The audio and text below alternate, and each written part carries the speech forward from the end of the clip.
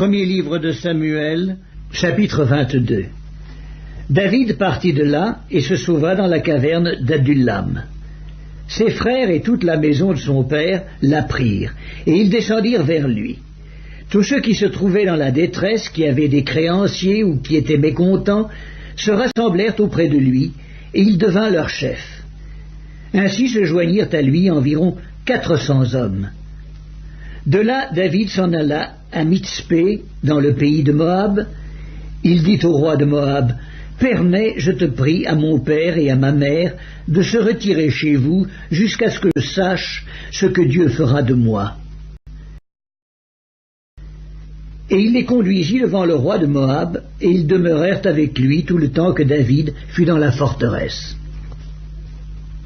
Le prophète Gad dit à David, « Ne reste pas dans la forteresse, va-t'en et entre dans le pays de Juda. » Et David s'en alla et parvint à la forêt de Héret. Saül apprit que l'on avait des renseignements sur David et sur ses gens. Saül était assis sous le tamarisque à Gibéa, sur la hauteur. Il avait sa lance à la main, et tous ses serviteurs se tenaient près de lui.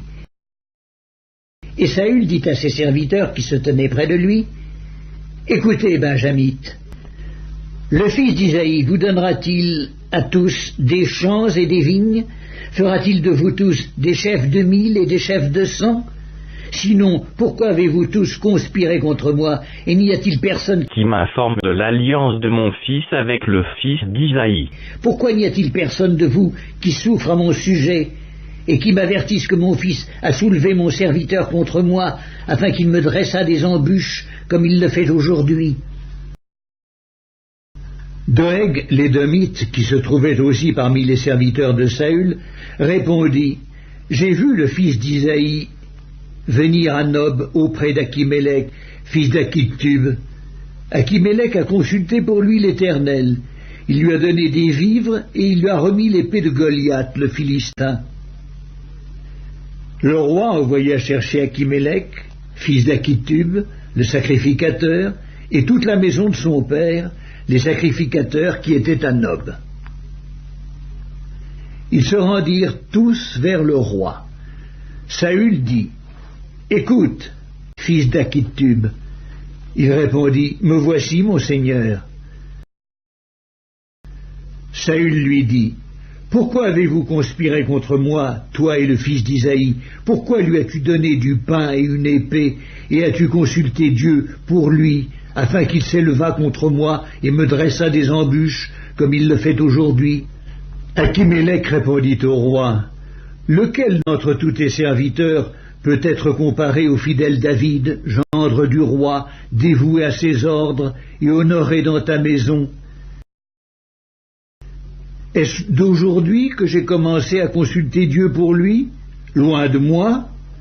Que le roi ne mette rien à la charge de son serviteur, ni de personne de la maison de mon père, car ton serviteur ne connaît de tout ceci aucune chose, petite ou grande. » Le roi dit, « Tu mourras, Akimélec, toi et toute la maison de ton père. » Et le roi dit aux coureurs qui se tenaient près de lui, « Tournez-vous et mettez à mort les sacrificateurs de l'Éternel, car ils sont d'accord avec David. Ils ont bien su qu'ils s'enfuyaient, ils ne m'ont point averti. » Mais les serviteurs du roi ne voulurent pas avancer la main pour frapper les sacrificateurs de l'Éternel. Alors le roi dit à Doeg, « Tourne-toi et frappe les sacrificateurs. » Et Doeg, l'Édomite, se tourna, et ce fut lui qui frappa les sacrificateurs. Il fit mourir en ce jour 85 hommes portant l'éphod de lin. Saül frappa encore du tranchant de l'épée Nob, ville sacerdotale. Hommes et femmes, enfants et nourrissons, bœufs, ânes et brebis tombèrent sous le tranchant de l'épée. Un fils d'Akimélec, fils d'Akitub, échappa. Son nom était Abiatar. Il s'enfuit auprès de David et lui rapporta que Saül avait tué les sacrificateurs de l'Éternel.